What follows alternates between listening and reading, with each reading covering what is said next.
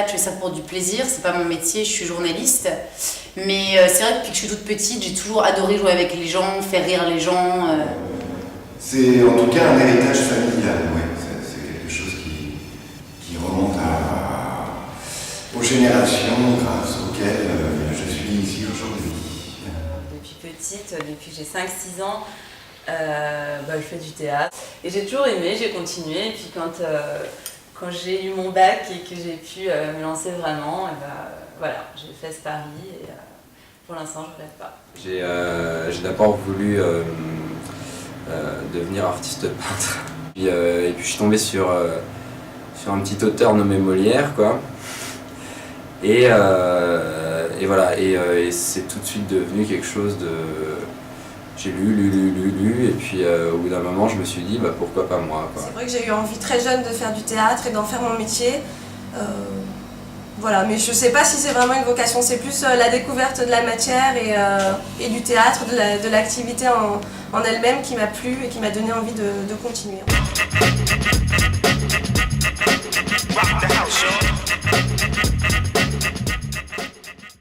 Donc j'ai commencé par du théâtre amateur, via des ateliers, via des cours aussi collectifs, par du théâtre d'improvisation également. Et ensuite j'ai suivi une formation plus professionnelle dans une école qui s'appelle Studio Muller, qui est basée à Paris. Donc j'ai fait 3 ans de cours là-bas, principalement des cours d'interprétation et puis aussi des stages de jeu face à la caméra. J'ai essayé un peu le théâtre dans un petit atelier qui s'appelle Fanny Vallon. C'est une grande dame du théâtre et du cinéma. Au sortir du bac, je me suis dirigé vers l'école Jean Périmoni. J'ai commencé dans mon école primaire, dans un petit cours de quartier. Et après, ce cours s'est agrandi et est devenu une école d'enfants de comédie musicale, parce qu'on faisait du théâtre, du chant, de la danse, des claquettes. J'ai continué au sein de cette école qui s'est agrandie, qui nous a présenté à des concours d'art dramatique. Par exemple le concours Léopold Bellan, qui est assez reconnu dans la profession, où j'ai eu un premier prix d'excellence en théâtre classique et moderne. À 15 ans, je décide par mimétisme paternel de suivre des cours de théâtre basés sur l'improvisation, et ce qui m'a carrément délié la langue et puis qui m'a permis de finalement pouvoir m'exprimer avec mes prochains. J'ai rejoint le cours Beaujon, donc c'était le cours de la mairie du 8e il y a 3 ans, donc j'ai fait 1 an. On avait des cours de classe libre et on a eu une répétition de pièces.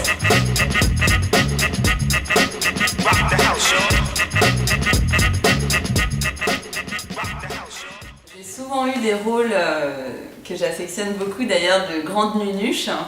C'est-à-dire, c'est un petit peu moi aussi, le côté un peu grande asperge, avec des grandes mains, des grands bras, qui met un peu les pieds dans le plat parfois. J'aime bien ce genre de personnage parce que ce sont des filles attachantes, qui sont rigolotes, qui ne sont pas forcément dans la séduction à tout prix, mais plus des ravissantes idiotes, des grandes nunuches. Qui font un peu n'importe quoi. J'ai participé au casting de la pièce Le Canard à l'Orange dans laquelle j'ai joué cette année un peu par hasard. Je joue le rôle d'une secrétaire un peu manipulatrice et très maligne mais qui se fait passer pour bien plus bête qu'elle n'est. Je pense que les rôles qui m'ont été attribués en réalité ont tous eu en général un lien direct ou indirect avec moi, mais je m'harmonise avec le personnage que j'ai à interpréter. Et je représente, donc j'incarne, je donne sur scène. Alors moi j'ai commencé à jouer dans des courts-métrages. J'en ai tourné une 30aine en 3 ans. Donc j'ai eu des rôles assez différents, des premiers rôles et puis des rôles un petit peu moins importants. Parallèlement j'ai aussi beaucoup joué au théâtre.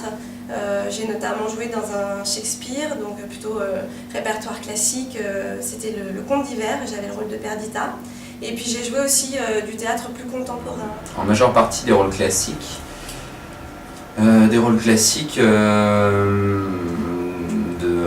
personnages âgés, Harpagon, Géronte, le petit vieux dans les chaises de Ionesco, des choses comme ça. Surtout des rôles tragiques plus que comiques, parce que j'ai une tendance à ça plus aisée.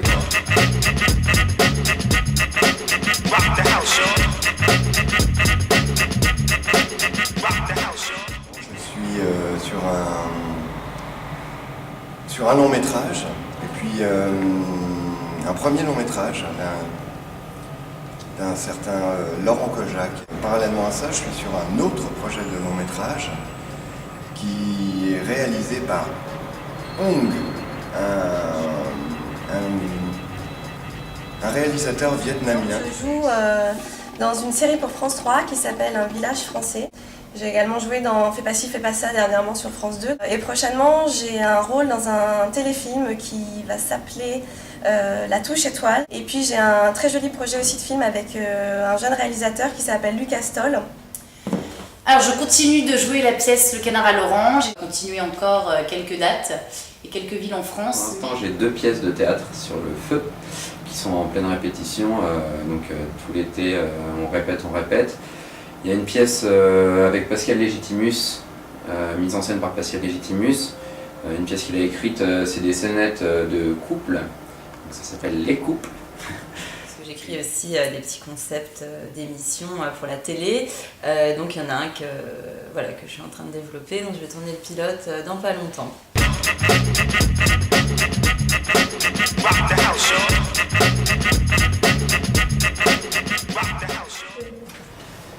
Non.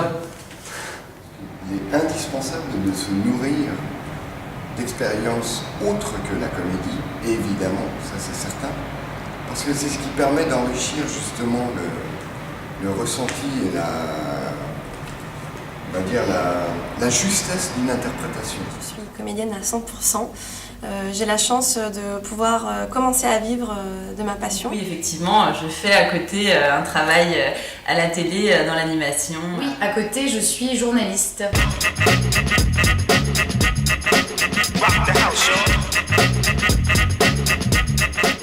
n'y a pas vraiment de journée type en ce qui me concerne.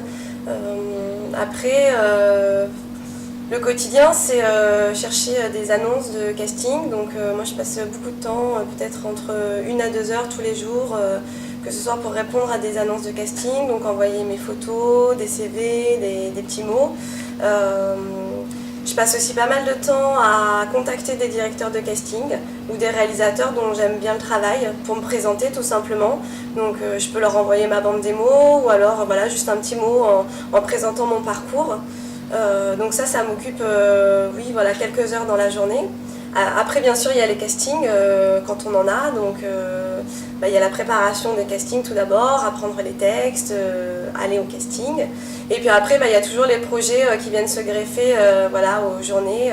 Donc ça peut être des répétitions de théâtre, ça peut être des cours ou des stages que je vais suivre par On ailleurs. arrive, il faut monter les décors, puis on a une première répétition, et ensuite on a la première le vendredi soir. Le lendemain, on a à nouveau une répétition l'après-midi et on rejoue le samedi soir. Et de temps en temps, on joue aussi le dimanche après-midi avant de repartir. Et avant de repartir, on replie tous les décors. Donc c'est vraiment un rythme soutenu. Toujours de l'imprévu, c'est ça qui est génial, c'est que on se lève le matin, on ne sait pas forcément comment la journée va se dérouler. Alors on a des cases, des choses précises et tout. Par exemple, moi je fais du piano, donc je sais que j'ai mes cours de piano, qu'il faut que je travaille mon piano, mon chant et tout tous les jours. Hein. Mais sinon, on ne sait pas, on peut avoir un coup de fil génial qui tout d'un coup va nous donner du boulot pour 6 mois, ou alors rien du tout, et puis se dire, tiens, finalement je pars en vacances. Donc voilà, c'est assez aléatoire et c'est ça qui est génial, c'est le côté imprévu, et puis rencontrer toujours des personnes différentes. Enfin, c'est ça qui est génial, c'est que on a les personnes avec lesquelles on travaille et c'est top, et puis on est sur une autre histoire, une autre aventure, et puis on voit d'autres gens et c'est super enrichissant. Aller voir des choses, s'enrichir, sortir, voir des gens, parler, rencontrer du monde. Je crois pas du tout aux gens, aux comédiens qui se disent non, moi je ne veux voir personne, etc. C'est pas possible. Le quotidien d'un comédien, il faut certainement développer une qualité qui s'appelle tout simplement la patience, parce que c'est vrai que c'est pas simple, c'est pas donné à tout le monde de pouvoir justement avoir la force et le travail personnel intérieur qui permet d'attendre entre 2 tournages, entre 2 pièces de théâtre, entre projets en réalité. Il s'agit de projets au niveau comédie.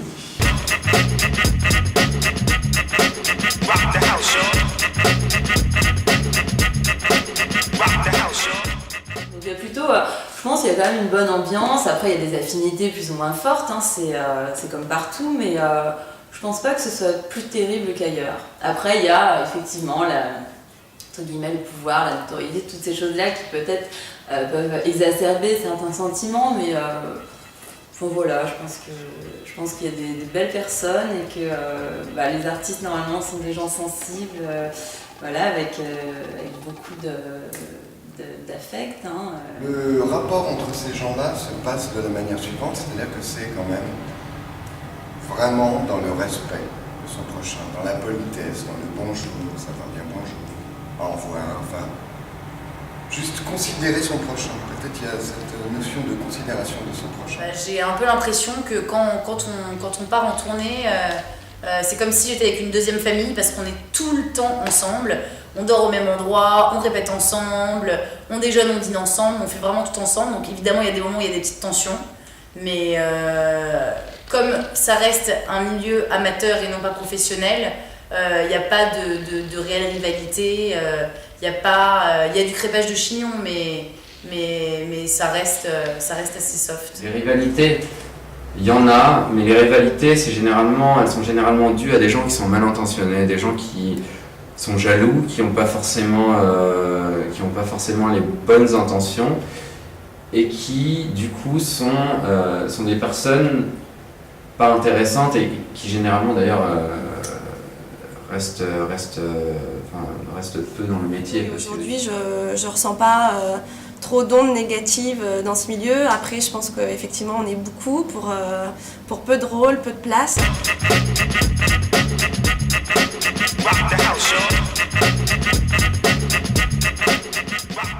Non, mes espoirs, déjà, c'est de vivre de ça toute ma vie, de pouvoir envisager justement de rien faire d'autre que ça. D'être tout le temps sur des tournages, sur scène, devant ou derrière la caméra. Vraiment, ça, pour moi, c'est la chose la plus importante. Pas essayer c'est pas la course à la vedette, c'est pas la course au succès. C'est pas intéressant. Les gens qui font ça ce métier pour ça, à mon avis, ils n'ont pas grand-chose à dire. J'ai très envie de pouvoir faire passer des messages au travers de films, de rôles.